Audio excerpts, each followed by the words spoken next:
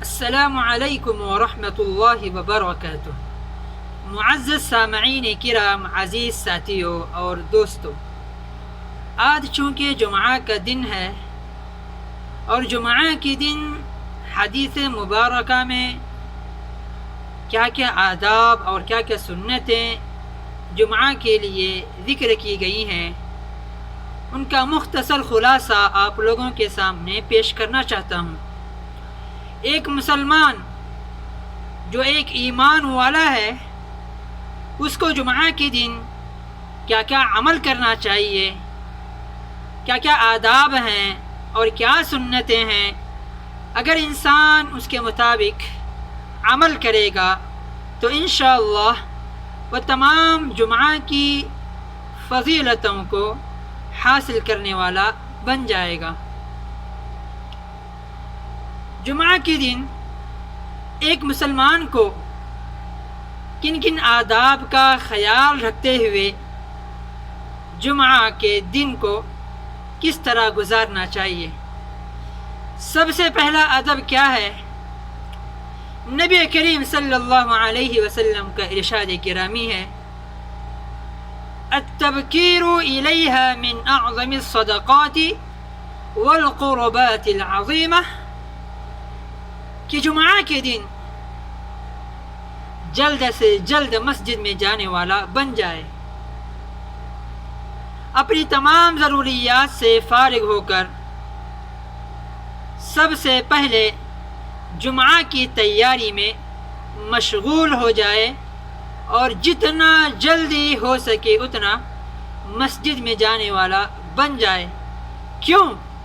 اس لیے کہ جو شخص سب سے پہلے مسجد میں داخل ہوتا ہے جمعہ کے دن، تو اس کو ایک اونٹ اللہ کی راہ میں قربان کرنے کا ثواب ملتا ہے۔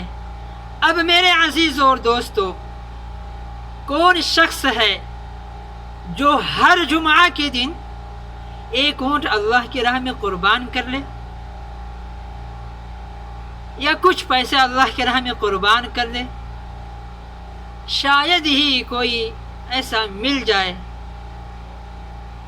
یہاں پر دیکھو، مفت میں قربانی کا ثواب مل رہا ہے۔ اگر اس ثواب کو پانا ہے، وہ بھی اونٹ عرب ممالک میں بھی، یہاں بھی مہنگا ملتا ہے، اور عجمی ممالک میں تو اس کا تو پوچھنا ہی کیا ہے، اس کی مہنگائی کا۔ تو اتنا مفت ثواب اللہ تبارک و تعالی اپنی جانب سے اپنے بندوں کو آفر دے رہے ہیں، تو کیوں نہ ہم اس آفر کو حاصل کرنے والے بن جائیں اور اونٹ اللہ کی راہ میں قربان کرنے والے بن جائیں۔ اس کے علاوہ جو شخص دوسرے نمبر پر آتا ہے، تو اس کو ایک گائے اللہ کی راہ میں قربان کرنے کا ثواب ملتا ہے۔ اسی طرح اس کے بعد جو شخص آتا ہے، تو اس کو ایک مینڈا یا بکرا یا بکری اللہ کی راہ میں قربان کرنے کا ثواب ملتا ہے۔ اس کے بعد جو آتا ہے، تو اس کو ایک مرغی اللہ کی راہ میں قربان کرنے کا ثواب ملتا ہے۔ اس کے بعد جو آتا ہے، تو اس کو ایک انڈا اللہ کی راہ میں قربان کرنے کا ثواب ملتا ہے۔ یہ سلسلہ خطبہ شروع ہونے سے پہلے تک رہتا ہے۔ جب امام اپنا خطبہ دینے کے لیے ممبر پر چڑھ جاتا ہے، تو فرشتے تمام دفتر کو بند کر کے امام کے خطبے کو سننے کے لیے بیٹھ جاتے ہیں۔ تو اس سے پہلے جتنا ہو سکے اتنا مجھے اور آپ کو کوشش کرنا چاہیے کہ سب سے پہلے مسجد میں جانے والا بن جائے۔ دوسرا ادب یہ ہے کہ غسل کر لے۔ حدیث میں آیا ہے کہ جو شخص غسل کرتا ہے اور جمعہ پڑھنے کے لیے مسجد آتا ہے، اور وَقُدِّرَ مَا قُدِّرَ لَهُ، اور جو اس کی تقدیر میں جتنی رکعتیں، یعنی جو شخص مناسب سمجھے، 4 رکعت ہو یا 6 رکعت ہو یا 8 رکعت ہو یا 10 رکعت ہو، یہ تمام رکعتیں پڑھ سکتا ہے؟ آپ کہہ رہے ہیں کہ 10 رکعت؟ جی ہاں، حدیث مبارکہ میں جتنا ما قدر لہ، کہ انسان جتنی استطاعت رکھتا ہے اس کے استطاعت کے بقدر وہ رکعتیں پڑھ سکتا ہے۔ اس سے بہتر یہ ہے کہ صلاۃ التسبیح کی رکعت، صلاۃ التسبیح کی نماز انسان پڑھ لے تو اس کے لیے بہت ہی فائدہ مند ہے۔ کم سے کم ہفتے میں 1 مرتبہ تو ضرور پڑھنا چاہیے۔ اس کی فضیلت کیا ہے؟ غفر له ما بین جمعۃ الاخرى وفضل 3 ایام، اللہ تبارک و تعالی اس کے جمعہ اور آنے والے جمعہ کے درمیان تمام گناہوں کو معاف فرما دیتے ہیں، اور 10 دن کے گناہوں کو بھی اللہ تبارک و تعالی معاف فرما دیتے ہیں۔ کب؟ جبکہ انسان ان تمام آداب کا لحاظ رکھتے ہوئے جمعہ کی فضیلت کو حاصل کرے تو اللہ تبارک و تعالی ان تمام فضیلتوں کے ذریعے اللہ تبارک و تعالی اس کے گناہوں کو معاف فرما دیتے ہیں۔ پھر آداب آگے کیا بیان فرماتے ہیں؟ ہمارے یہاں پہ ایک بہت بڑی گھناؤنی عادت ہے کہ جو بندہ سب سے پہلے مسجد میں آتا ہے اپنی جگہ متعین کر لیتا ہے تو اس کا ہی حق ہوتا ہے کہ وہاں پر اس کو بٹھائے، اور جب امام خطبہ دیتا ہے تو ہم کسی شخص جو بات کر رہا ہے اس کو یہ بھی نہیں کہہ سکتے کہ خاموش ہو جا۔ حدیث مبارکہ سن لیجئے، من مس الحصى فقد لغا وَإِذَا قُلْتَ لِصَاحِبْ انصت فقد لغوت۔ اگر ایک کنکری مسجد میں پڑ گئی تھی، امام خطبہ شروع ہو گیا تو وہ کنکر کو ہٹایا اس نے تو اس نے بھی یہ برا کام کیا۔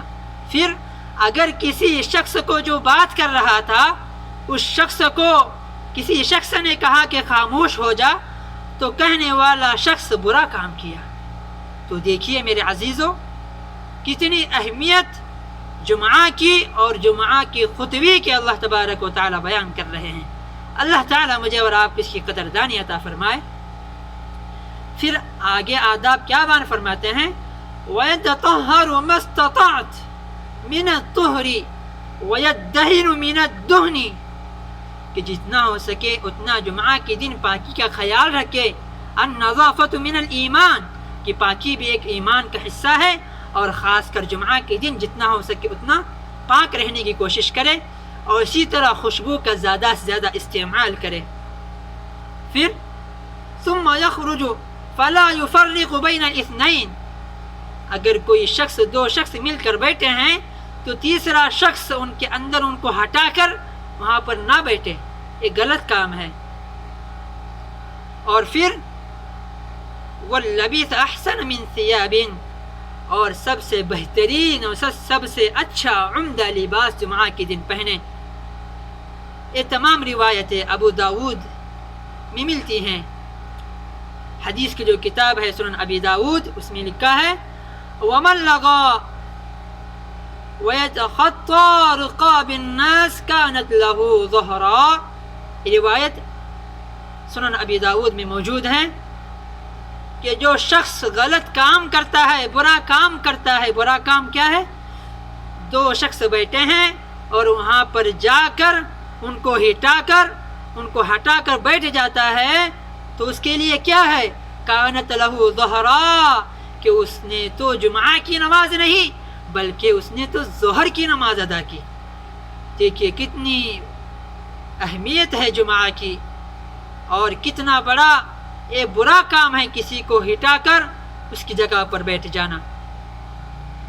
پھر نہا رسول اللہ صلی اللہ علیہ وسلم عن الوقوبہ والامام یخطب، عام رواج ہے کہ انسان تھک جاتا ہے لیکن انسان کو کوشش کرنا چاہیے کہ اتحیات میں جس طرح بیٹھتے ہیں اس طرح بیٹھنے کی کوشش کریں، پاؤں کو ایسے بٹا کر جیسے اکھڑو کہتے ہیں اس طرح بیٹھنے سے نبی کریم صلی اللہ علیہ وسلم نے منع فرمایا ہے۔ اور پھر ان هذا يوم عید جعلہ اللہ للمسلمین، فمن جاء إلى الجمعة فليغسل وإن كان طيب وعليكم بالسواك. یہ جمعہ کا دن جو ہے اللہ تعالیٰ نے مسلمانوں کے لیے ایک عید کا دن بنایا ہے. اگر کوئی شخص جمعہ کے لیے آتا ہے تو چاہیے کہ اس کو غسل کرے اور اچھے سے اچھی خوشبو لگائے اور پھر جمعہ کے دن خاص بالخاص مسواک کا اہتمام کرے. کیوں؟ السواک مطہرۃ للفم ومرضات للرب. نبی کریم صلی اللہ علیہ وسلم نے ارشاد فرمایا کہ مسواک تمام منہ کی پاکی کرتی ہے اور یہ اللہ تبارک و تعالیٰ کی رضا کا اور ان کو راضی کرنے کا ایک ذریعہ ہے. پھر اذا استوى على المنبر استقبلنا وجوهنا.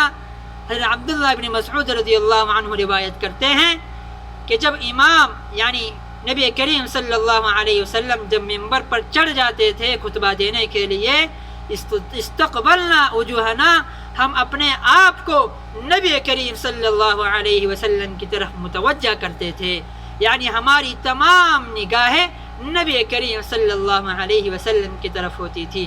ہمارے یہاں پہ عام رواج ہے، امام خطبہ دے رہا ہے، کوئی سونگ رہا ہے، کوئی اونگ مانگ رہا ہے اور کوئی کھیل رہا ہے، کوئی کسی سے بات کر رہا ہے، کوئی ہستی مستی میں مذاق میں لگا ہوا ہے. یہ تمام آداب و سنتوں کے خلاف ہے.